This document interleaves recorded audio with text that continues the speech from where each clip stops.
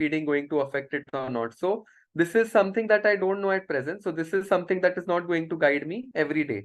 So although this remains the gold standard goal of neonatal nutrition to ensure a normal neurodevelopment, this is not something that I can look forward to or target. Next question is growth. And in your case, this was extremely difficult because your baby had shock, PDA, there could have been fluid overload. So, how will you target weight gain in the first week of life? Yeah. It is only related Yeah. to fluid. So again, this Fluids. becomes a problem. So what we are left is with the intake. And intake also has its issues, but at least that is the best we have in day-to-day, rounds.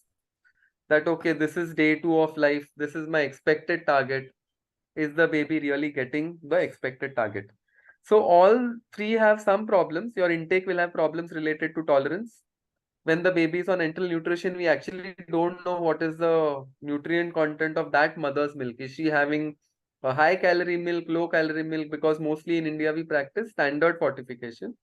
And like in your case, your baby had PDA, so might have needed fluid restriction. You might have planned a good TPN for the baby, but by afternoon, maybe the consultants felt that, okay, this baby needs fluid restriction, so let us restrict it to, from 100 to 80 or 120, 140 to 100 ml per kg per day. So immediately all the nutrition goes down the moment you adjust the fluids. And that happens worldwide, like, but that is not a problem that is unique to India. For growth, like I said, you might give what you target, but the baby may not absorb it. Your baby had at least 2 or 3 sepsis episodes, so that will also hamper growth. Lot of nutrition proteins are wasted towards fighting the infection. And individual requirement of the baby is assumed. We really don't know that, how much A baby needs versus B baby needs in terms of nutrition depending on their morbidities. And long term, like I said, is an extremely variable uh, issue. So it will depend on gestation, weight, sepsis. There are too many factors. So we'll keep the long term part outside, and we will focus on how we can improve the intake and improve the growth.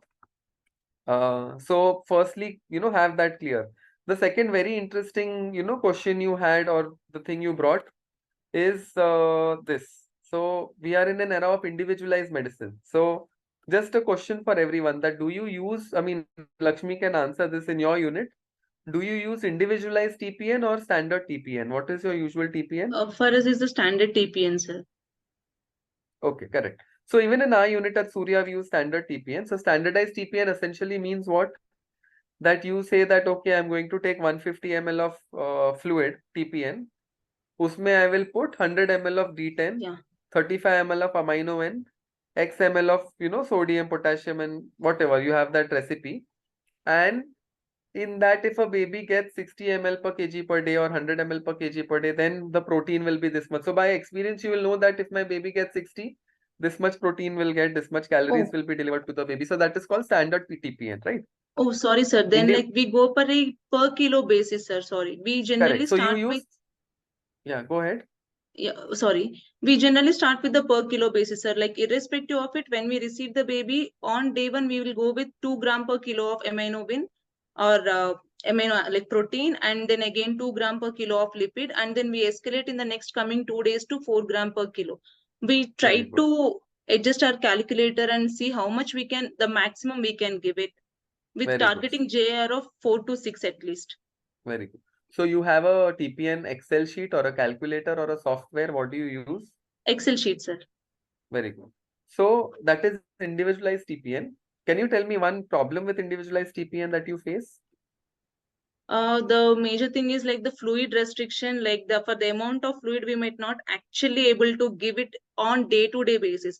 On day 1 we might be able to, but if the acute sickness increase, the amount of antibiotics increase, the first thing we are going to Right. cut down is the this thing, Right. So the both protein. ways. So if the TFI increases, then also you are at a risk of, over giving the nutrient on that day once the TPN is made, and also under nutrition. So individualized TPN is good, but it is, chances of error, because you need a specific or a dedicated TPN staff to know that this much amount has to be put or this much has to put. The other option, like I was saying, is standard TPN, which is also not great, because in standard TPN, by the time you achieve your nutrient requirement, it's already day 2, day 3, day 4. When you're at 120, 130, 140 ml per kg per day, that is when the baby actually starts getting 3 grams of protein. So Worldwide, there are these two ways people practice TPN. One is called individualized TPN, where it's calculated for every baby, and for the other case, it is individualized, where every baby you calculate an Excel sheet and you print it out. There are very good softwares available where you can enter the required nutrient intake, and the software will calculate the volumes of fluid for every fluid and give you. Main problem becomes the flow.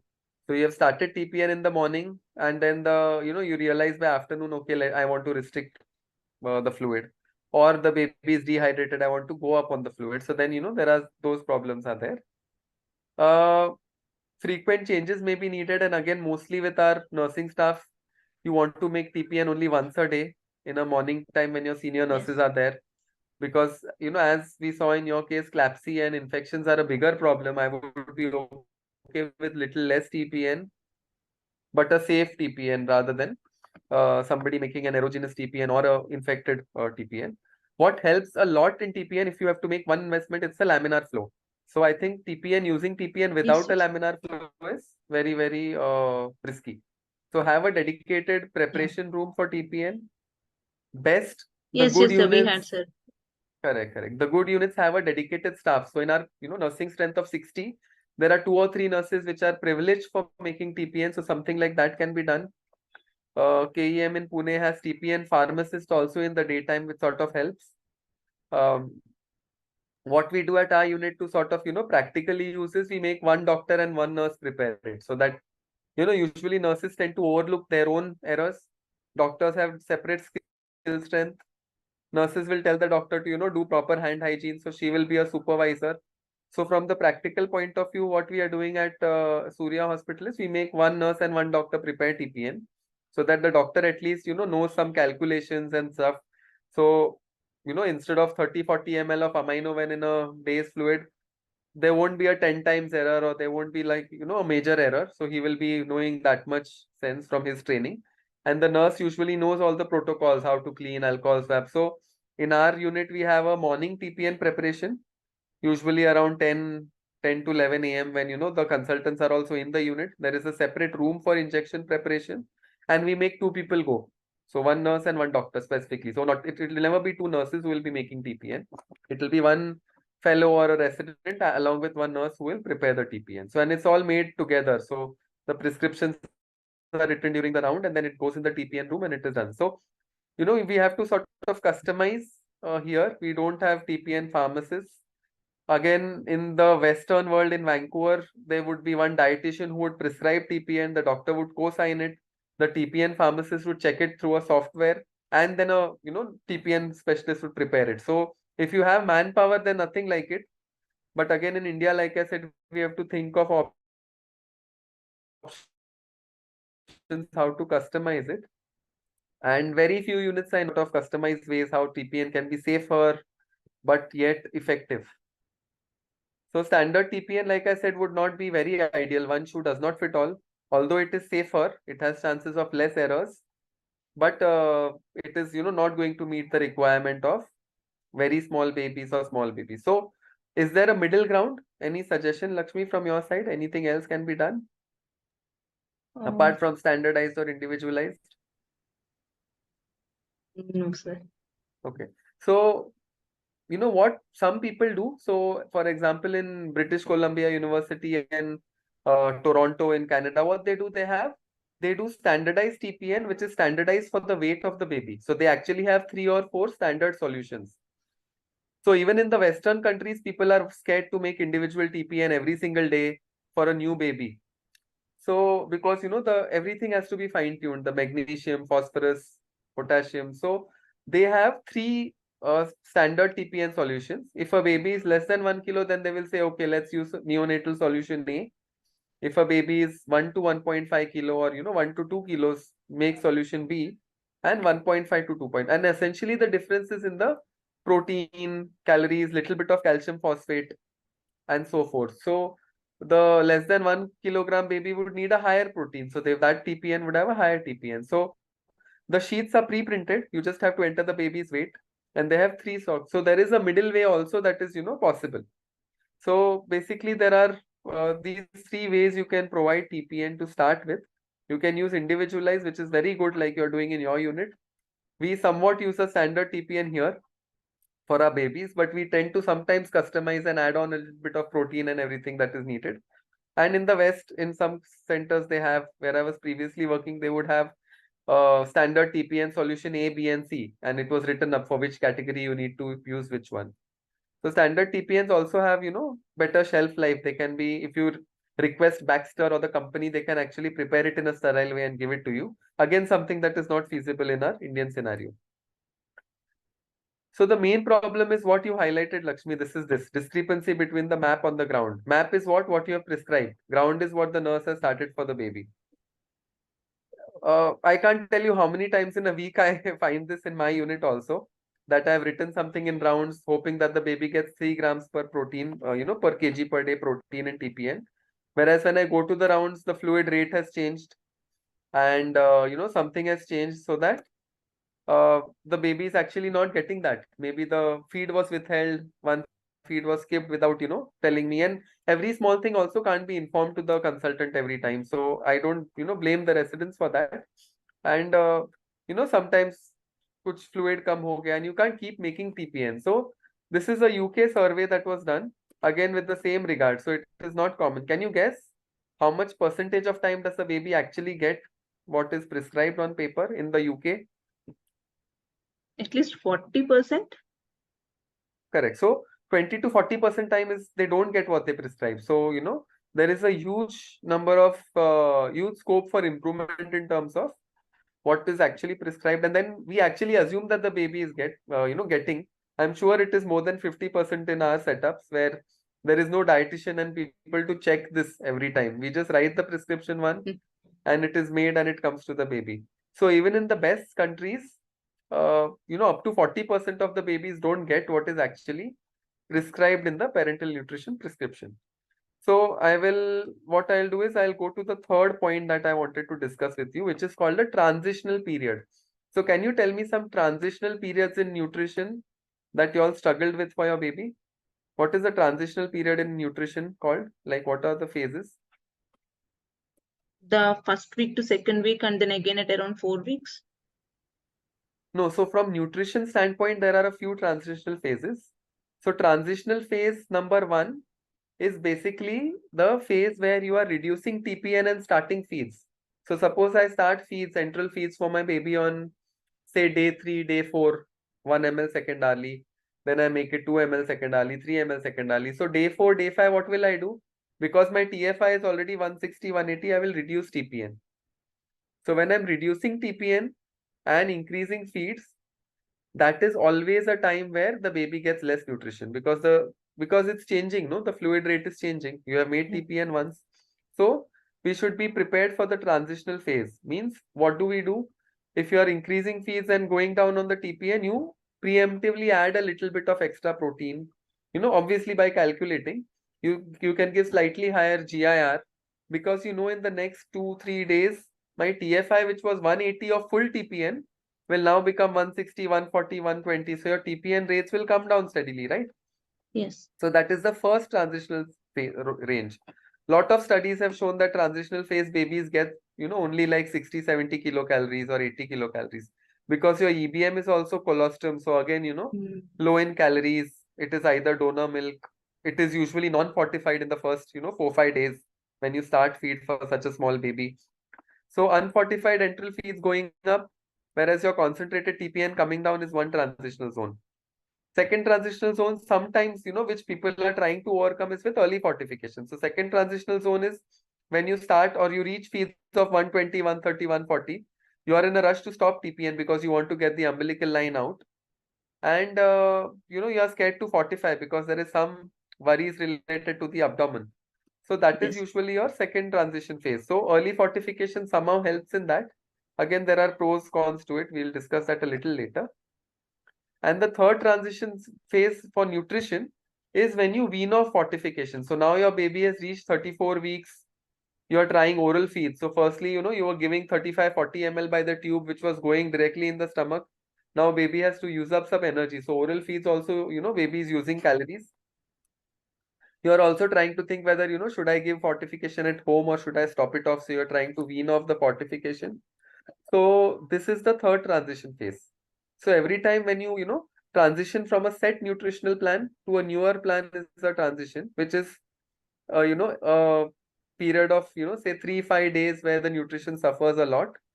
And we have to sort of anticipate that. So that is easy to anticipate. So beware of the transitional phases of nutrition always when you start enteral feeds or when you want to add fortification, when you want to start oral feeds, and when you want to wean fortification. So these 4 phases you should always be preemptive. Just by experience and knowledge, babies will, extremely preterm, that's the topic. So extremely preterm babies will never overshoot their centiles. So we should never get overexcited saying that, acha chalo 30-40 grams put on kar diya hai. Let us wean fortification, let us cut down. For a baby to put on good nutrition and overshoot centiles is extremely rare, even in the best centers. Most babies overshoot centiles and that, put on extra fat when they reach 40-44 weeks. So they will be your chronic lung disease babies who have got, 1 or 2 courses of steroids, who have some fat deposition. By the time they are 37-40 weeks, you might notice that, acha chalo, they have, 40 weeks pe 3.5 kilos ho gaya, which is better than a full-term baby. So then you might think of cutting down on the calories a bit, but still not on the protein. So never be overexcited by a few days of extra weight gain. If you plot it on the Z-score, you will realize that no, you are, far from ideal. So that is the second thing. The third plan I wanted to discuss with you is the term that is already well discussed, but nobody knows what it is feed intolerance. So what is feed tolerance or intolerance in your unit? Do you have a standard practice or not? Yes, sir. Like we say that we don't generally do the pre-feed aspirate, but the abdominal girth of more than 2 centimeters, and for a baby who is on feeds of more than 5 ml of bolus, 5 to 6 ml of bolus feeds per feed, 2 early feeds. So anything more than 50% of pre-feed aspirate. We generally do pre-feed aspirate when the abdomen is concerned, like the pre-feed girth of more than 2 centimeter increase, any change in the abdomen consistency, altered Right, RT aspirates. So right. at this time, then we'll just first we'll skip a feed and then we'll see. But if the abdomen is looking very concerned and visible loops are there, then we just take one X-ray and then take the mostly clinical decision. Right. So that is what it is in every center. In fact, uh, I think some people are raising hands. So you all can type questions. Is there a chat box if somebody wants Yes, sir. to? Yes, sir. We have Yes, a yes, chat. there is a Okay, Q&A section or a chat box. So please, correct. participants, you can start typing your Yeah, questions please start typing questions. there. And just to take a pause here, Yeah. maybe we can answer any questions if they're there. And what would you have done differently, Dr. Anish, with maybe the first 4 weeks as an epoch and the next 4 weeks or next 8 weeks to this baby? Correct. So basically, to answer your question, in the first 4 weeks, basically I saw that there was one phosphate value that was 0.9. So that is, we get babies referred from all over. So I think that is one big problem, because what happens is that phosphate not only is important as a nutrition, but it can also delay extubation. So if your bones are weak, the chest wall compliance, I actually saw that the baby was on a non-invasive support for 36 hours. So it wasn't that you extubated wrongly, that, it failed in 2 hours, means probably the baby was not ready. So you all extubated the baby and the baby was there for, on the non-invasive support for like a good amount of time. So I would think that, starting phosphate. So Potforce is the supplement. It is available in India by Neon company, and it can be started on day 1 itself. The only precaution with phosphate is that be careful because it can precipitate with calcium. In umbilical lines, we have not faced a problem with that. But if you have a PICC line, PICC line, then you need to be a little careful with phosphate. The second thing is that it is a potassium phosphate preparation. So your potassium, your KCl that you add also needs to be reduced, because this will also provide some KCl, I mean potassium, to the baby. Plus your KCl can be added in small quantities to provide the additional potassium. So having a potassium of 0.9 or say less than 2 itself is a makes your extubation chances very low, because your chest wall compliance is so much that you will have deep retractions. The baby will have high CO2s because of that. So I think bone health needs to be addressed right from the first week. So that is something that can be added. Second thing again is the balance between how early to feed versus how much to wait. So too aggressive feeds also is sometimes difficult. So what we do in our unit is we look at two signs. So feed intolerance means a slightly full abdomen, tender abdomen, plus altered aspirates, not passing stool, something like that. And we do the same thing. We try to find out, again in Indian scenario, infection, inflammation, NEC is all overlapping. So we do X-ray and blood work again to know that, am I worried in terms of this? Because that would need a long break. So if you are dealing with inflammation, sepsis, NEC, then, stopping for 2 days, restarting will just be, it will prolong your eventual goal of starting feeds. So in that case, it is just better to stay put NBM for 7 days, give good TPN, and then restart feeds once the bowel is ready. Versus a feed intolerance where, the abdomen was a little tight, you made the baby NBM, the abdomen settled, CRPs were negative, bowel gas, you actually had very good X-rays, so your first X-ray was showing lot of gaseous small hexagonal loops of intestine. So very, it is dilated, but very typical of like a CPAP belly, or what we called as, like a good healthy bowel. So I would be happy to feed that in a day or two. Your next X-rays became gasless. So gasless abdomen again is a bad sign. It is, suggests like a gut is not happy. Obviously, you're looking for also signs of pneumoperitoneum or pneumatosis. So that is again another thing. So in terms of TPN, Parvati, can you just project the X-rays for Yes, our sir. audience again? And we also had a list of questions for Dr. Anish, right? So you can project them also. Yes, Dr. Anish, you can continue when she's projecting. So basically, from the TPN perspective, like I said, do you all give lipids with TPN, or you all are worried to start lipids? No, sir. We give lipid with TPN. Very good. So lipid is started because that provides a lot of calories. And the other thing from carbohydrate perspective, what you can do is you can go up on the GIR. So you start with a standard or a D10 preparation. At 60-80 ml per kg per day, your GIR will be, like you said, 4-6. And then you slowly increase your GIR every day. Because when we talk about energy balance, carbohydrates are supposed to provide around 50% of our calories. So 50 to 55 or 50 to 60 kilocalories per kg per day should be by carbohydrates. So if you can see the X-ray, I can't see the first one. I think it is on the left side, right? Yeah. It is, yeah. So what is good and what is not good? So small hexagonal loops of X-ray. So this is an intubated X-ray, right? The first Yes, sir. one. Yes, sir. Yeah. So the sausage-shaped loop that you can see on the right iliac side is a sign of dilatation. The sausage-shaped loops are usually not healthy, but they are not catastrophic. So sometimes baby can have that, and you can have a few hexagonal round, small loops. So that is allowed. But if in the next X-ray that sausage-shaped loop is persistent or fixed, then you start to get worried. The second X-ray is more worrisome because you can see paucity of air. So it is quite Yes. gasless. You can see that there is some, little gas. So this is like a baby who's in shock, sick, sepsis, unwell. Yes. So I'd be very worried to push feeds, because here, if you push feeds or try feeds, you take 2 steps back. So this baby probably needs bowel rest for a, good period, 3 days, repeat X-ray, see clinically, and then decide, or maybe 5 days and then go ahead. The third X-ray also is like showing some, lung pathology also. But again, the intestinal loops, except for this right iliac loop, which is sausage shaped, other loops are small, gassy. Again, I would repeat this X-ray in 24 hours and see if the gas is passing through.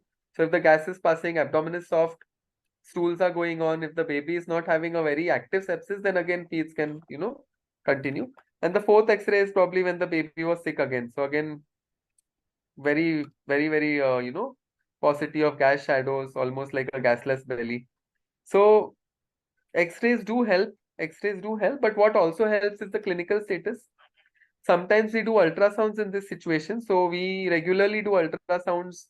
You need expertise in that. So we are lucky to have a very, senior neonatal radiologist we ask him a few specific questions. A, is there bowel wall edema? So he tells us that there is bowel wall edema, which means I'm worried about some sort of inflammatory process. And then I'm a little cautious. I correlate that with some inflammatory markers, count CBC, CRP or something. Usually, the test, no test is done without a reason. So this is done if there is some suspicion of feed intolerance, only then a test is ordered. If the baby is fine, then doing a test will only add to confusion. So first thing, always remember that do a test only when it is needed, or if there is a concern, or if somebody has held the feed at night, you come in the morning, you're not very sure what to do, then only do the extra testing. But we ask him a few specific questions. He always sees the SMA, SMV axis. He sees if the perfusion is good, if the flow to the gut is good. He tells us about bowel wall edema. He tells us if the peristalsis is okay. Nothing is, black and white. You have to correlate everything clinically. So we look at the bowel sounds. If I can hear bowel sounds, if stools are there, only then we believe the report that, okay, peristalsis is also good. So it is clinical and laboratory and radiological thing. It does, help you a little bit in terms of how much to wait, how much to push, sort of that decision making, it helps. So routine ultrasounds are done for babies with concerns of NEC and feed intolerance. Many times it has been picked up before we could clinically see also. We are happy with the bowel, but the radiologist will say, no, this looks edematous. Some doubt is there regarding a portal vein air speck. And we listen to him and hold feed for a day, and the night stool has blood. So we have had the other way around also. And the CRP at that time has been negative at the time of the scan. And after 48 hours, the CRP comes as, 40, 50 like that. So I think we have to take the full picture as a, as a unit, not as a thing. Because in a baby who's having illness, PDAs, you will just go, 2 steps back if you try to push things too hard. So with the PDA, shock, inotrope, we don't usually start feeds. I know there is no contraindication or guideline to say that, don't feed if the baby is on a small dose of inotrope. But for an extreme preterm, again, there is no RCT or clinical data that is robust. So if there is, like, your baby in the first week, PDA, shock, needed inotrope, probably would go on NBM. Maybe trophic feeds would go. So we do OIT. So oral immune therapy does help a little bit. Yeah. So smearing colostrum, 0.1, 0.2 ml every 3-4 hours helps. And if I want to start feeds in that situation, I would start trophic feed. So 10 ml per kg per day or 15 per kg per day, and stay there for 1 day, 2 days, till the inotropes are off, till the PDA is closed. Till then, my baby will be full on TPN. So calories, proteins. So the other thing which is again missed, or what we do little bit more in detail, is the TPN being utilized. So we all think about BUN and, like a little bit of pH for amino acid monitoring. Can you tell me what exactly, Lakshmi, does it tell us when you say your BUN is high? The nitrogen, what do you call it? Efficiency, how much nitrogen is actually, protein is actually being utilized by the body. Very good. So it is actually telling us that the proteins are oxidized instead of being used. Yeah. So your BUN is not really a sign that it is harmful or, something that is critical. It is just saying that, you're giving 4 grams of protein, the baby's BUN has shot up, just come down because the baby is not going to use it anyway. So it tells you that instead of being utilized, the proteins are oxidized. So I think you have to balance that part also. So the term recommendation that you mentioned for TPN in a sick baby is, much lower. That is because of a RCT that showed that when you give too much TPN to a full-term baby, there is increased mortality. So, so basically, I think you need to balance that part. So that is why we use a conservative targets with TPN. 75, 80 kilocals per kg per day, we are usually happy. Proteins also 2.5 to 3, maximum 3.5 for parenteral, we are happy. So we don't push it to 4.5 for parenteral TPN. So that is, what we would do as a start or as a starting thing. And then definitely we would add the phosphate. 1 week, 10 days around down the line, we want to start thinking of micronutrients and other additives also. So they are all available in India.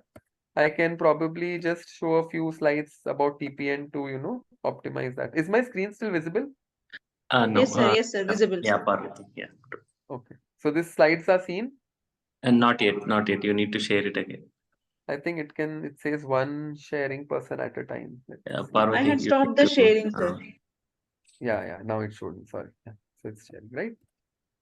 Correct. So I'll skip a few slides. I had kept my presentation flexible so that we can Thank discuss depending on the case. So you all use the NICE guidelines, so that is perfect. So carbohydrate requirement initially is 4 to 7. So you told me that you were giving 4 to 6, but there Yes, is an sir. option of increasing GIR provided your sugar, blood sugars are below say 150 or 200. You can go up to 6, 7, 8.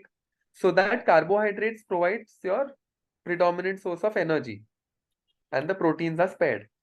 Right, so we use a mixture of D5, D10, D25. You can calculate. I'll not go in that detail, but we know that from a peripheral IV line, we can only give 12.5% dextrose, and each gram will give you around 3.4 kilocalories.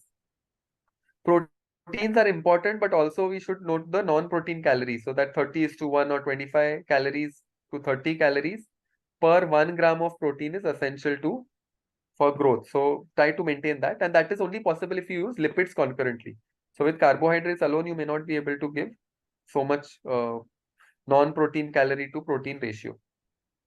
So I think we are all using the tertiary protein, right? Amino when is that what you're using? Yes. Okay, yeah. So that Yes, is a sir. Yes, sir. 10% standard solution that provides 1 gram will provide 3.7 kilocalories. It is acidic and hyperosmolar. So again, be careful with your peripheral lines. It can be given through peripheral lines, but preferably through a central line is better. We started on day 1. So our first fluid that goes to the baby has amino acid. Is that the same practice? Yes, sir. Yes, so that is very important because the baby is constantly getting a flow of protein from the umbilicus. The moment you clamp the cord, it is not only, glucose that is stopped, but glucose, protein, and calories that is stopped. So the first fluid that is hung to the baby should have protein plus dextrose. Starting dose you can start because the TFI is low, you can start at 1 to 2 grams, go up to 2.5, maximum 3.5 grams per kg per day for parental nutrition. Beyond that, it has not shown any benefit in terms of long-term or short-term effects. Lipids, again, it has a very important nitrogen sparing effect, especially in prolonged TPN. You start babies. We have had 23 weekers where initially we were not using lipids regularly. They have like a very typical skin rash, essential fatty acid deficiency. You start giving some fat and that improves. So, I'm sure it has more, important uses also, but if it's TPN 3-4 days, long days, please start adding fat. 1 gram per kg per day is the minimum that you need to prevent essential fatty acid deficiency. Around 30% of your energy should come from fats. We use 20%. SMOF is available, intralipid is available. Again, SMOF is little better, little gentler on the liver. So long-term lipid use can cause cholestasis. So if you start using SMOF, that reduces your thing. You all use intralipid or SMOF in your center? SMOF, sir. Okay. So 20% SMOF, soya, medium-chained olive and fish oil. That is what we use also. So we start it again. You can start it on day 1. If the baby has come in the evening and your TPN is made in the morning, you can start it the next day. So again, start at 1.5 grams per kg per day. You can go up to 3. Gradual increments has no evidence for benefit, but that is just usually what is practiced in most centers. This is a little important. So what all to add? So sodium, potassium, it's okay not to add on day 1. You can start adding from day 2, day 3 once the urine is okay and you will be, monitoring your serum levels. Calcium, please add on day 1. Phosphate, please add on day 1. Magnesium, please add on day 1. So these 3 need to be added right from the first day. Very easily available. Chloride will be with sodium because we add NaCl and KCl. So you don't separately need to calculate your chloride dose. If you calculate for your sodium and potassium, it will be added. So doses, again, NICE guidelines or SPGAN, you can use either. They are quite similar. Calcium, inorganic calcium forms are not good. So use an organic source like calcium gluconate. And this is what I was talking about in terms of phosphorus. So IV phosphorus is available. 0.5 to 2 millimoles per kg per day is the dose. And 1 ml has 3 millimoles of phosphorus. So usually you have to add only a small amount in your 24-hour TPN. So it doesn't come up to a lot. And it is not very expensive. It can be added. But like I said, you might have to adjust your potassium dose because it is a pot phos preparation. So it's a potassium phosphate. So that will help a little bit.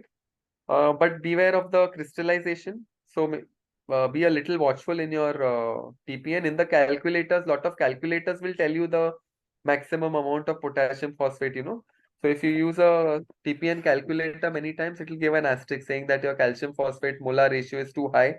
Kindly reduce it, otherwise precipitation can occur. So there are many ways to find out how to prevent that. Sir, also Hmm. small doubt, can I interrupt? Yeah, please. Yeah. So when we are on the fluid restriction time, if we are giving the pot first, like if we start it way too early, wouldn't we be overshooting our potassium, especially given that in ELBWs where the renal maturity is not so well established? Yes, The first major 48 hours, yes, correct. First 48 hours, yes. Given that we had the one hyperkalemia causing cardiac arrest, we were like so vigilant about it. Right. We know But we have compromised the phosphorus delivery, but we couldn't find any alternative for right. this. Right. So just one question. So if you think about your babies in your unit in the first week, can you tell me the calcium trends? How is usually the calcium trend of your babies in the first week?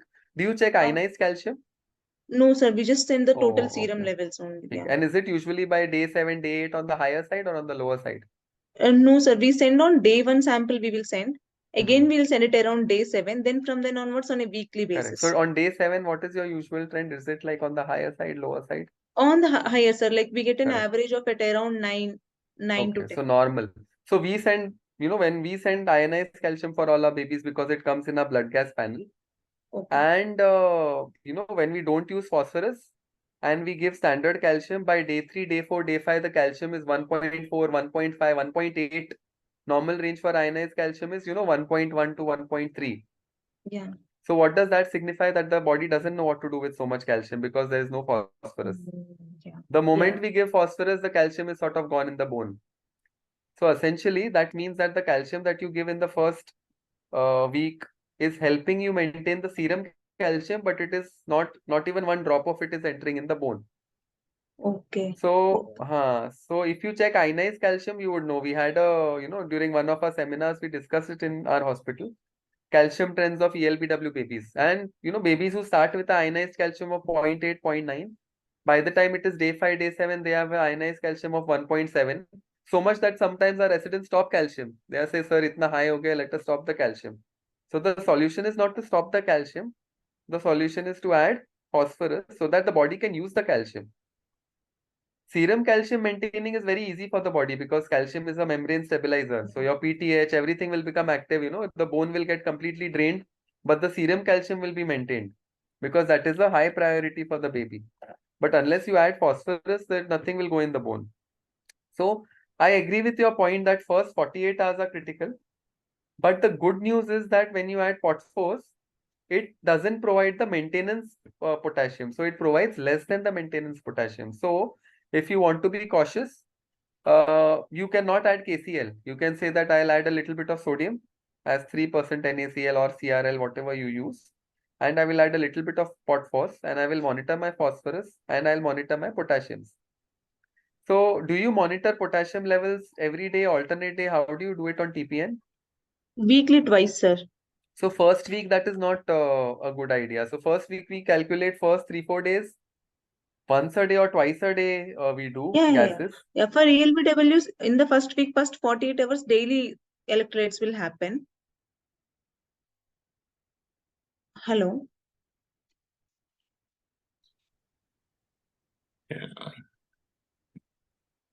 All the parameters. So our ABG machine. So we have a few papers published on microsampling and anemia prevention from our unit.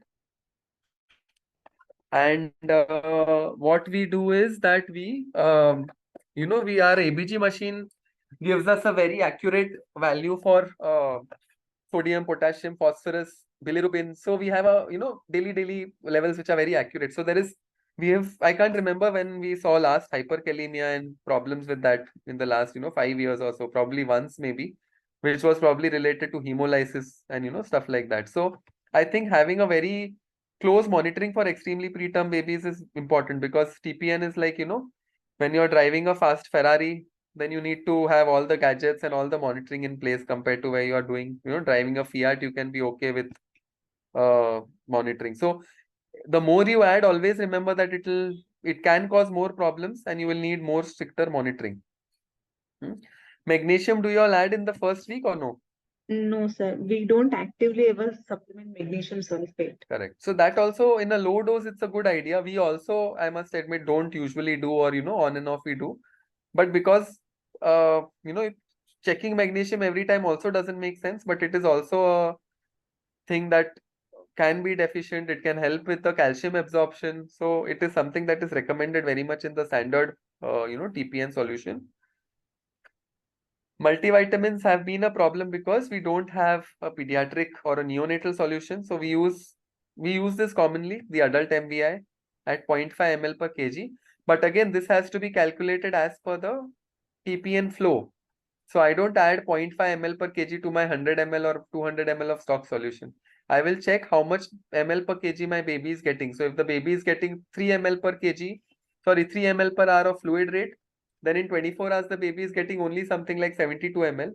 My stock solution of TPN is 150 ml, so he is only getting half the stock solution. So he needs 1 ml per kg to be added to that full fluid, because only 50% is going to go in a day.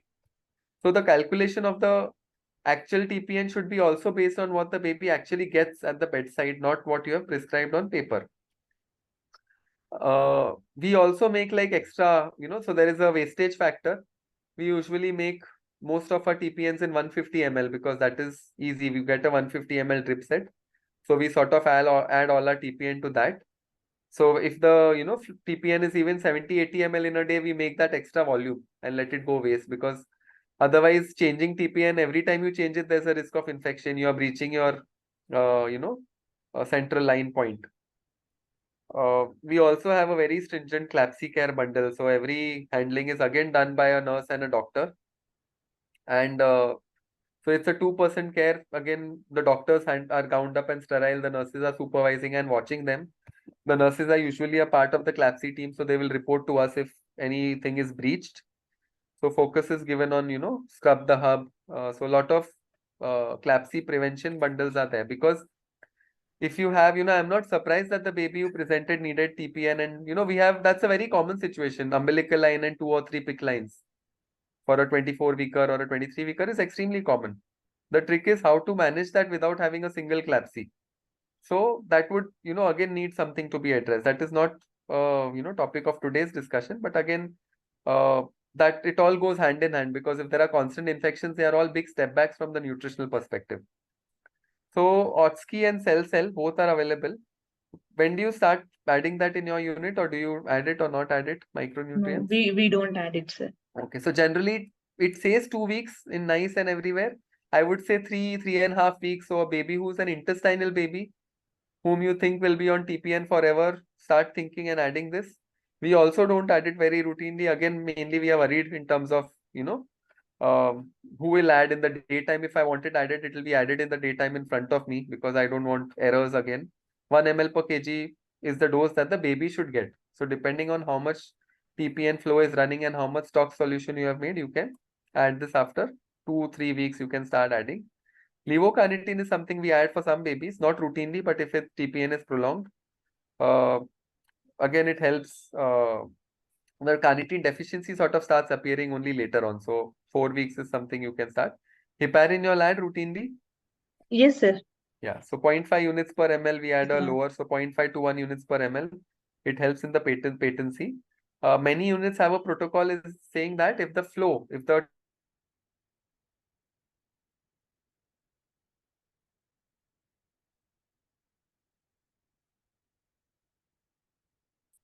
in our unit, sometimes we hear an alarm, fluid empty, nearing empty. Then the nurse runs, refills the TPN and connects again. So if that is the situation, then better have some heparin. It will, prevent you a few blocks of lines. So this is just a practical slide, I think, for the students or the residents, whatever is available in India. So we have a lot of dextrose solutions, so not going into that. Fresenius Cabi makes amino N. Lipids again are made by Fresenius, very easily available, intralipid and SMOF. Sodium, we have 2 options. 3% NS, sorry, I've written 0.9, but 3% NS can be a source, and concentrated ringer lactate can be a source. So you can choose what you want to do. Potassium chloride is very easily available. Calcium gluconate, too many brands. Phosphorus, I told you, neon, phosphorus. Magnesium, too many brands are there. Multivitamin, we have an adult MVI solution. Trace elements, we have Cell and Otsky. So 2-3 brands are there, Bharat, Serums, Claris. So once you contact the distributor, it is not difficult to get all these things. But partly the challenge, doesn't lie in giving TPN. Partly the challenge lies in, are you able to give TPN? Like, what were the barriers for, the case that you described? What all were the barriers that prevented us from reaching good nutrition? So that, that also is a problem. I will, 1 minute, I need to share the Word document that I made. Do this, and I will share again. So there were a couple of other points that I just wanted to highlight. So I'll share this Word document. These are just notes that I made as you were presenting. I will enlarge it a little bit. So we discussed a little bit about the X-ray. So CPAP bellies are very common, but the CPAP belly will be polygonal, multiple small loops. They may even push up the diaphragm, but as long as each loop is small, polygonal, that is fine. Sausage shaped loops may be okay, provided they are not fixed. This was a tiny baby with some perinatal depression. When did you first attempt feeds? From day one, sir, immediately. On day one, we started on 12 ml per kilo. Right. So we wouldn't usually do that. So if my baby has PDA, inotropes, we find that starting feeds, starting holding, that cycle is usually more prolonged. In the big picture, it doesn't help. Even in the ADAPT trial and all that we present, the early feed was median was day 2. Late feed starting was day 6. They don't talk about day 1. Day 1 is mostly talked about. I worked in Vancouver for a long time. Day 1 is mostly looks very, very good on paper. Extremely preterm baby, low dose inotrope, suspected PDA, 40-50% oxygen would be NBM.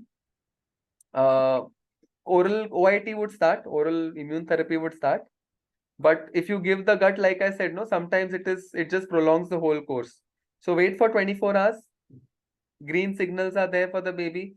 FiO2s are stable. There is no fluctuation. So these small babies, you must have noticed whenever the babies are shocky, which part of the body first gets discolored? When you look at the baby's color as a whole? Tummy. Abdomen, right? So Yeah. that tells you. So, we have lot of, I don't know if you'll have resuscitated babies of gastroschisis where the bowel is all outside. It is one of the No, most sir. scary experiences. So when as you give IPPV, the full bowel which is outside turns black, if you know the saturation. So that tells you that the gut perfusion, it is the organ of least importance, for a sick baby. The diving reflex will, try to Yeah. preserve the brain Yeah. perfusion, heart perfusion. So when we used to resuscitate babies of gastroschisis, immediately you would see like the bowel becoming black. Baby is looking a little pink. After 2-3 minutes, the bowel becomes pink. Again, you stop CPAP or stop IPP, bowel becomes black. Then it becomes pink again. So gut perfusion is very sensitive. IUGR babies, 23-24 weekers babies, we always see a pink baby with a gray abdomen. So keep that in mind. So like I said, things that could be done differently this is not a regular case. This is like an outlier. This would be an outlier case, 600 grammer or 500 grammer. So basically the smaller babies that your unit is not used to becomes a little bit of a special case. So be a little cautious for day 1 and 2. Again, 25 to 30 ml per kg per day increment is absolutely fine. Second thing, what has worked good for our unit, again, there is, vague evidence is milk infusions compared to bolus feeds. So once the baby is on, tolerated your trophic feeds that you described, 1 ml second hourly or 1 ml third hourly, to make it 2-3 ml second hourly, again, we are a little hesitant. We would rather put our baby on 1 ml per hour milk infusion so that the baby gets 24 hours a day with, a few breaks in between. So after 3-4 hours, there could be a 30-minute break just to vent out the air. Again, physiologically, it makes sense that you're not overloading the gut, not over distending the gut. Side effects are that the fat can get stuck on the sides. And, the other side effect is probably that the advantage, one more advantage from Indian scenario is that the nurse is, free. The nurse doesn't need to prepare feeds every time. So we actually prepare a 5-hour milk infusion. So she would take 5 ml in the syringe and put it at 5 ml per hour. So every time she doesn't have to handle the milk. So, and in the, AC temperature of our NICU, it can stay for, 4-5 hours safely if it's mother's milk. So that is something that is a different practice. Again, we have tried both. In fact, currently one RCT is going on in this particular age group, extremely preterm. One of our DNB residents is doing bolus versus milk infusion feeds. So it becomes a unit culture or a unit preference. So that is something that we do a lot for our very small babies. It seems a little gentle, evidence is not great. Probably after our RCT is published, we will have some evidence. Yeah, But even I think go ahead. no, sir. Even we thought of the continuous feeds, but we thought it like in the later part, like after 4 weeks is the point where we thought, no, he is not tolerating bolus. We should switch to Correct. continuous. Right. So, And the way of giving continuous feeds also, I think, Yeah, was different. Yeah. so we Yeah. were, I think we were giving 1 hour and 1 hour break and something like that. So I think Yeah. this 5 hours and 30 minutes break makes more sense. yeah, so we do two ways. We do 5 hours and 1 hour break. So that would be like a 6-hour period. Or we do 2.5 hours and half an hour break. So that would be a 3-hour period.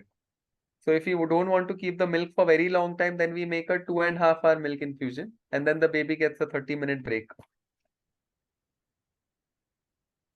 And the other thing, which is again contradictory to the evidence, is for very small babies, we do routine aspirations every 6 hours of the gastric aspirate, but we react to it very selectively. So it just sometimes feels like a early, warning sign that we have got that, sometimes we have had a baby and this baby, has 5 reasons to give you a brown aspirate.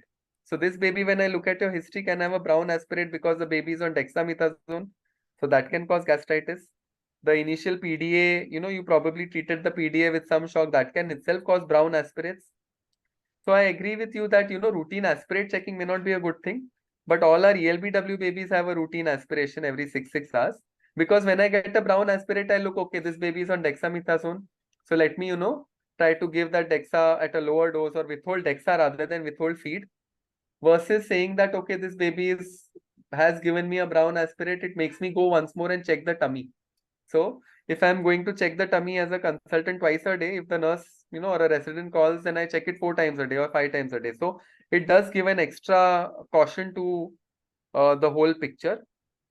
So in terms of feed tolerance or feed assessment, we do 6-hourly gastric aspirates, but we don't react to it every time. So the nurse could tell me that it's light green aspirate or, even avocado green aspirate, and I would go and check the baby and I would say, okay, continue the same feeds. So the problem is about aspirates is the reaction to the aspirate, not doing the aspirate. So I think that is again for your high risk group, IUGR group, where you are, wanting to, not miss the boat and have a NEC or a sepsis episode. That could be the other thing. The third thing in terms of feed intolerance sepsis that has been an eye opener or a new thing is the milk handling and the milk hygiene. So we, have had a few outbreaks like 2019-ish where babies on full feed, no IV line, CPAP support, so no invasive, and then grows a, bug, gram-negative Klebsiella acinetobacter. We were really perplexed. During one of the, surveillance meetings, I just took a round in the milk bank, milk handling area, actually the holder, the sterilizer where the milk is sterilized. I took swabs from all of that, the same bacteria group, what the baby had grown from the blood. So suddenly we were, thinking of the milk bank as this, our holy area where, we were thinking that it is such a good thing, blessing, helping. And then 3-4 babies popped up this infection, couple of acinetobacters, 1 or 2 Klebsiellas, and we couldn't find it anywhere in the baby's surroundings. And then this extra step of going there, and then we have started doing a lot of milk cultures, not as a part of clinical management, but as a part of surveillance. So I know there is a big controversy in surveillance. So just before we go a little bit into that, do you do surveillance of your unit, Lakshmi? Yes, sir. Yes, sir. Routine weekly surveillance happens, but it's just the NICU and baby rectal swabs and surface swabs we do. Okay, so what is the goal of the surveillance? So if the rectal swab say glows acinetobacter, what is your reaction? No, sir, nothing. Until and unless it is MDR, we don't isolate them. If it is Okay. MDR, we'll isolate. Okay. So from again an practical or an Indian standpoint, we hardly worry about isolating. I am just worried about, I am just worried that this should not become an invasive bacteria. And because if the bacteria is there in your NICU, it's going to enter into baby, because we have 50 nurses, 12 residents, parents coming in and out.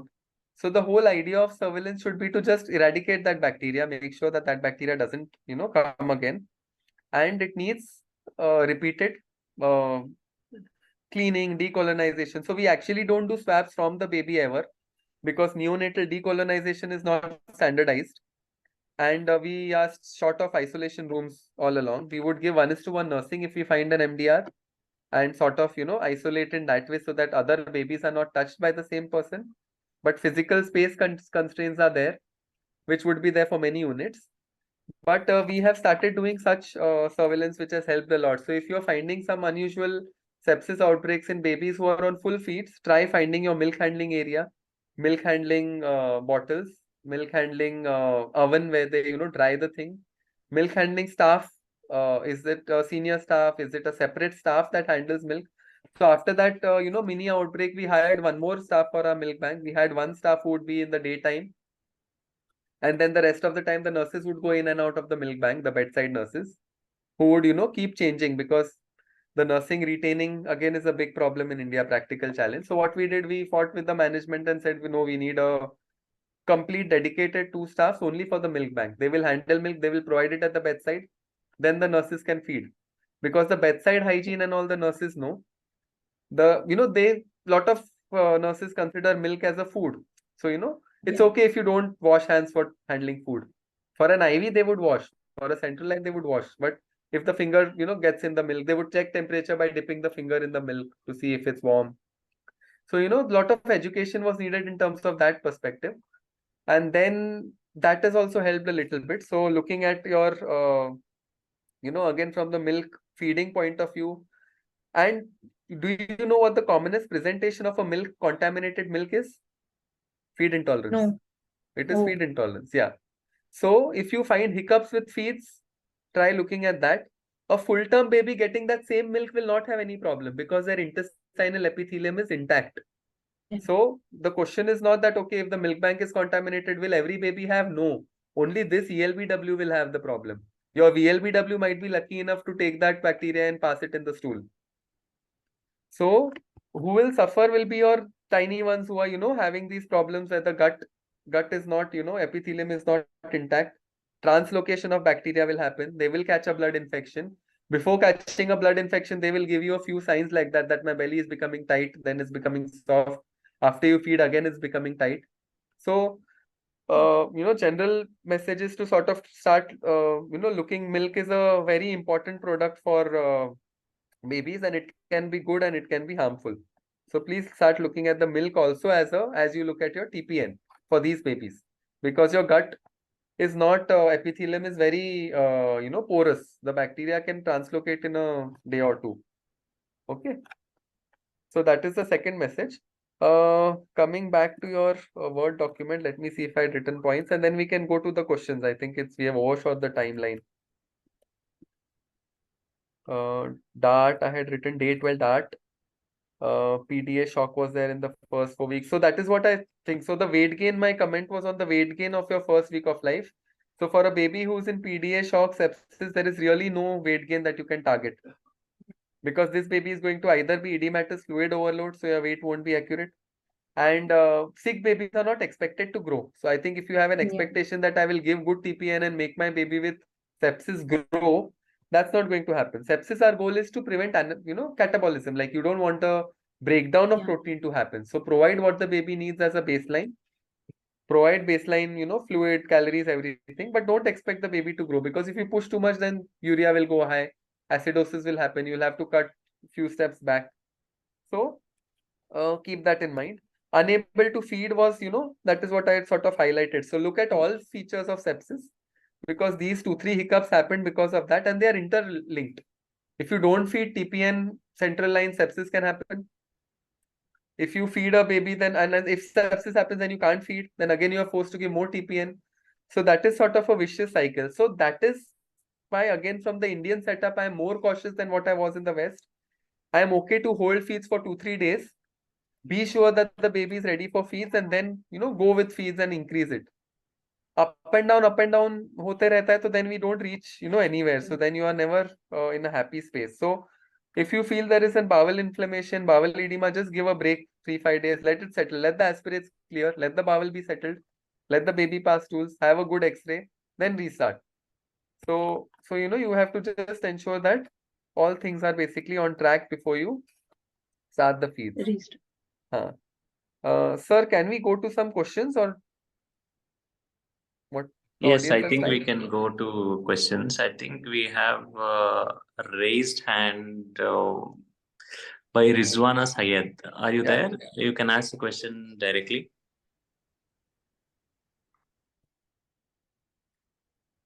Yes, hi Rizwana, go ahead.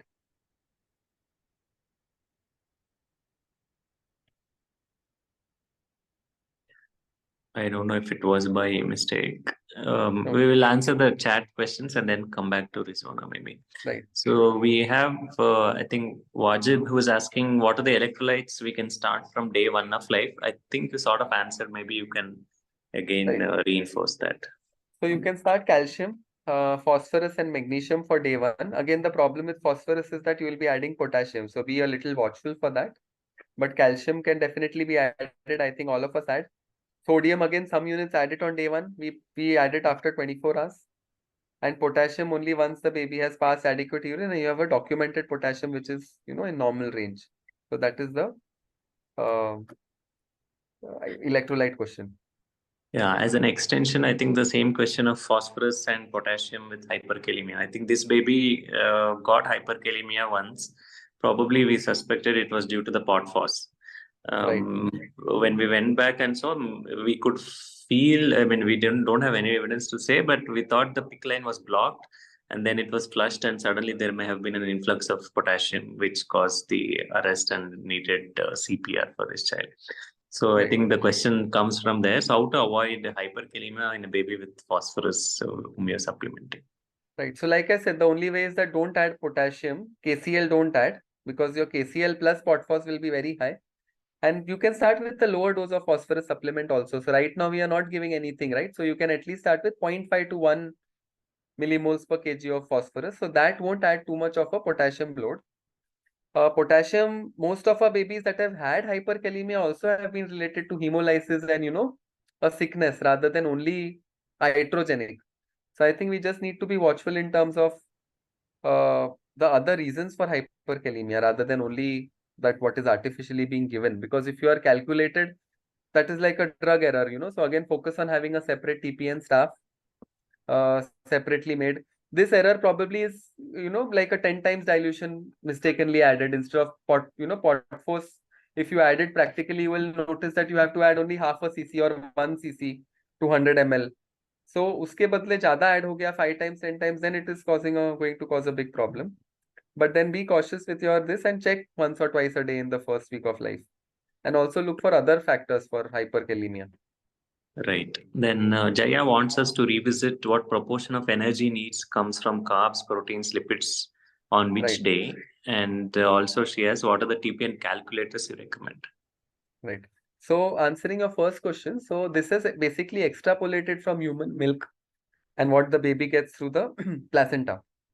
So roughly 45 to 55 up to 60% of the total calories are from carbohydrates. 30 to 35% of your calories are from fats.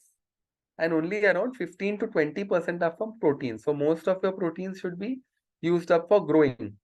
Only a very small amount from calories. So majority carbs, 30 roughly kilocalories per kg or 30% sorry is from fats and 15-20% from your protein. So that is your first part. Your second part of your question was what? Could you? TPN calculators, which one? TPN calculators. So basically there are a lot of apps. One of the sophisticated ones is a Kimaya app that is, by Umesh Vaidya and his team and KEM Pune. And to make it affordable, what they have done is they have made it cloud-based. So you don't have to buy like an app or a big software, which is expensive. But for every calculation that you do, 10 rupees is charged. So if your TPN preparation cost for one day is say 800 rupees, 1000 rupees for, the TPN fluids, everything, preparation, whatever your unit is charging, 10 rupees can be added and that software can be given. So that has some safety features, like it will tell you that this, protein calorie ratio is not good. This phosphorus is too high. 10 times error has happened for potassium. Like all those errors, it will pick up. So it is called Kimaya app. I can share the details. It is very easily available. So that is one of the sophisticated apps. NNF Shishu app, which is there, which is a free app, has a TPN calculator. Again, that is decent. Lot of Excel sheets. So AIMS PGI have their own Excel sheet where they enter and the calculation comes. One of the colleagues from Fernandez has his own app. He has a neonatal AI app, so he has a TPN calculator. Venkat Reddy Kalam, so he has. So I think the problem is not the app, what app to use. I think so. If resources are not a problem, then Kimaya app is sophisticated and good, easy. Cloud-based means you can use it for research. Your data will be stored for many years. You can download all of that. If not, any app or any software is absolutely fine. Whatever your unit and nurses, doctors are used to, you can use that. Thank you. The next question is, what cutoff for phosphorus and ALP is your unit taking for MBD? So alkaline phosphatase, we start acting like a, somewhat like a threshold, operational threshold. If it goes above 600, but we label it as metabolic bone disease only if it is above 800. Phosphorus, I'm worried if I'm not happy if it's below 3. So I always worry because it also adds to other problems. Like I said, it will delay your extubation. If your baby is on CPAP and having a low phosphorus, then they will be stuck on CPAP. You can't come off CPAP because they need the muscle and, bones to breathe on their own. So I would want my phosphorus level preferably to be in 4.55 range. Okay. Next question is, how can you differentiate clinically what is gut injury and NEC? And how many days of NPO do you keep in such scenario? So gut injury is not a good term. I would call it rather stick to, already we have two confusing terms, so let's stick to that. Feed intolerance and NEC. So we would call it feed intolerance if anything that doesn't qualify for NEC. So what qualifies for NEC? Generally what we say, the red flag. So if there is a blood in stool, I'm worried. If there is inflammatory markers, my CRP is 60, 70, and X-ray showing some pneumatosis or a fixed bowel loop. Ultrasound is showing bowel wall edema, inflammation. So then I'm worried. So NEC, I would say for an extremely preterm, minimum 5 days, no chance for starting feeds. Maybe 7 days. If it is feed intolerance, then you can take it day by day and decide. Feed intolerance usually is 1 day, 2 days, short term NPM, but it has to be individualized. Right. Next question is on heparin. What flow would you add and what constitute? Right. So heparin, like I said, 0.5 units per ml should be the final concentration. So again, for our TPN, we have standardized it. Like if it's a 150 ml TPN, we know that we have to add 0.08 mLs of heparin.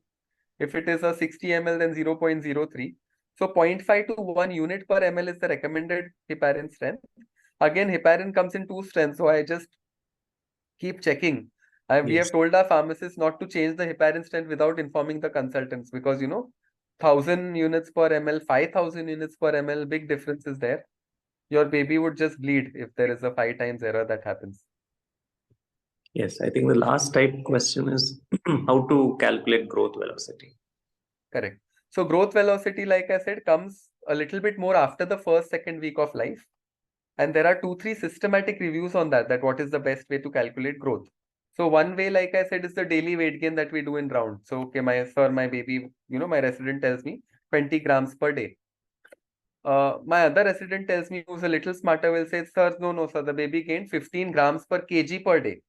So that gives you the first question, that should we use gram per day or gram per kg per day? So the simple answer is that if your baby is less than 32 weeks, less than 1.5 kgs, then preferable to use grams per kg per day. That would give you a little bit of a better idea because it is averaging for the present weight. For more than 1. Yes, this sir? is the kg, the previous day per kg is not the birth. So correct. So that is also a little controversial. So it could be the previous day's weight, or it could be when you talk about weekly weight gain, it could be the average of the full week's weight. So say your baby was 1 kilo to start at the start of the week, 1.2 kilo at the end of the week. So what Shashidharan sir is asked very rightly is that there is some confusion in what you take as the denominator. Do you take the highest weight as the denominator, which is conventionally done? But in some papers, they have also taken the average weight of, they have taken 1.1 as the denominator. But that would only, cause slight variation. So I think we can ignore that. But big picture wise, if your baby is small, always say in gram per kg per day. If your baby is 1.5 kilos and up, then just say gram per day. Full term babies, like we say, 30 gram per day. Because if for a 3 kilo baby, 30 gram per day is only 10 gram per kg per day. So, that is why we don't need to divide by kg for bigger babies, because then you will be just overshooting. So that is one simple way. The second way is to plot on a growth chart. Again, like I said, I'm not a very big fan of plotting growth charts because Z scores will give you the real value. Plotting growth charts visually, I had a slide about that. But plotting growth charts has a what we call as a optical illusion. So if my slides are visible, I'll just quickly show you this. Can you see this slide? Is this visible? We are still seeing your Word document. Oh, okay. Sorry. Okay. Then I think we can just quickly share this. Now, did it come? Yes. The slideshow has come? Yes, it has come. Okay. So just quickly look at this for the growth. So I want you all to answer one question. It's very simple. The line C that I have shown, is it a continuation of line A or line B? This is a growth chart plot. I've just taken it. I've covered this big. I put a box on purpose.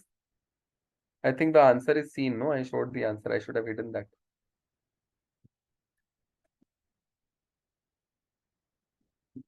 So when I look at C in the first top, this is the growth of a baby here. Can you tell me, is it A or B? Lakshmi, can you tell what does it look like more continuing from? I would take it as a B if I hadn't known the answer. Yeah. So that is basically what we call as an optical illusion. So downstairs I have that was supposed to be hidden. I think there was some confusion. So you can say that actually it is A that is continuing as C. So this same problem we face when we plot growth charts. So when I look at this baby's growth chart, this is sample growth chart, what would, a senior person, or even when I look at it, I say, acha, this baby's growth was bad till 30 weeks. But after 30 weeks, it has started tracking. It is parallel to the lower centile, right? This is what optically it sees, like thoda improvement hua hai. But I have a slide, I think, which shows the Z scores. Do I have it here? So actually the Z score showed that the growth, not maybe here, 1 second. Yeah. So this is the same baby, right? So you can see the right hand side. Is the table visible? Yes, sir. Yeah. So you can see that 4th week onwards, where we thought that the growth is getting better, the Z scores are still getting worse. Yeah. So minus 1.9 Z has become -2, has become -2.1, has become -2.2. So this baby is actually going further into EUGR. Why this is important? Because this baby was on full feeds and we were happy with the fortification.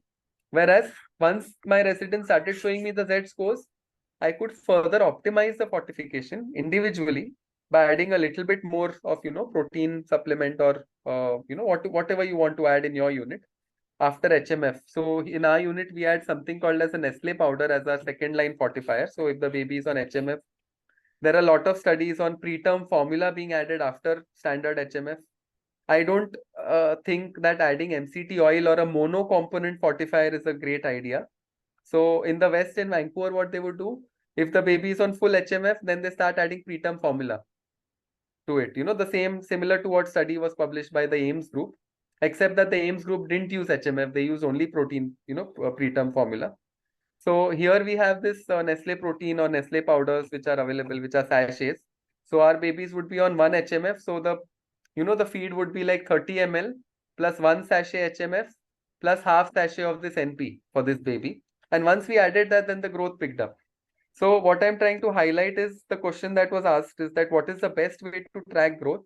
The most fine-tuned growth track will be only by the Z score, which will be a little better than the centile, because below 1% or the first centile, there is no centile, right? So whereas the Z score will further fall. So I would say that Z score ideal, if not centile, if not growth, preferably if you have a training program, teaching program, do everything.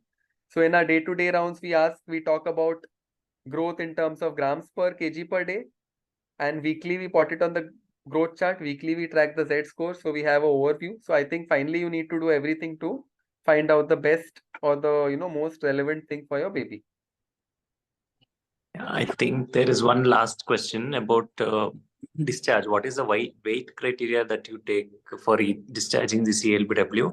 And then as as an extension, how about post-discharge nutrition, catch-up growth? When do you start complementary feeds? Right. So the extreme preterm babies luckily won't need you to have a weight cutoff. So if your units cutoff is that I'll discharge above 1.5, most of these extreme preterms will stay with you till they are 1.92 because their growth is slow. By the time they have some BPD, they will have poor oral feeding or incoordination. So we have a weight criteria of 1.7 kgs in our unit, but our 23-week babies go home by the time they are 2.3, 2.5 kilos. Our 24 weeks go by the time they are 2.2 kilos. Our 25 weeks go by the time they are 2 kilo. 26 weeks onwards only really we can, discharge them at the proper discharge criteria, which is 1.7 kg. So we have a formal discharge criteria of 1.7 kg to answer your question. But most of our tiny ones take much longer anyway because they are not ready. Post-discharge nutrition, we give them a chance. So as most protocols say, we wean all fortification, exclusive breast milk, SOS top up with formula feed. At 160, 180, we go up to 200 also at home. We allow breastfeeds also. We give the baby 2 weeks time because first week, lot of adjustment happens for mothers. So a lot of babies have come back with the same weight or at a little bit lower weight. And then in 2 weeks, 3 weeks, if I realize, we tell them to maintain a feed diary where she tells me the volume that, okay, I am giving, because that is the most common problem. They also have, oral aversions, oral incoordination. The mother feeds for 1 hour to struggle with 30 ml. So a lot of these factors also go in your planning to decide, fortification is not always the answer. So if I've ruled out all of that and it's been 2 weeks, mother has tried, volumes are good, then I would say, okay, now add fortification at home. So no routine home fortification. They do go home on calcium phosphate supplements, vitamin supplements, D, iron at home, but not on routine fortification. After this 3-week period, if I feel that weight gain is poor, so I would say, go to the extent of saying that in 1 year, probably out of 120 ELBW neonates that we discharge home, only 10 are on home fortification. Baki 110 babies are not on home fortification and they don't need it also. I think she also wants to know catch-up growth and when to start complementary feeds. So complementary feeds again has changed because all guidelines are from an era where 28 weeks and less were not talked about. So today only for follow-up, I had a 27-week baby, 6 months. Gujarati family, the parents were very keen and excited to start complementary feeds.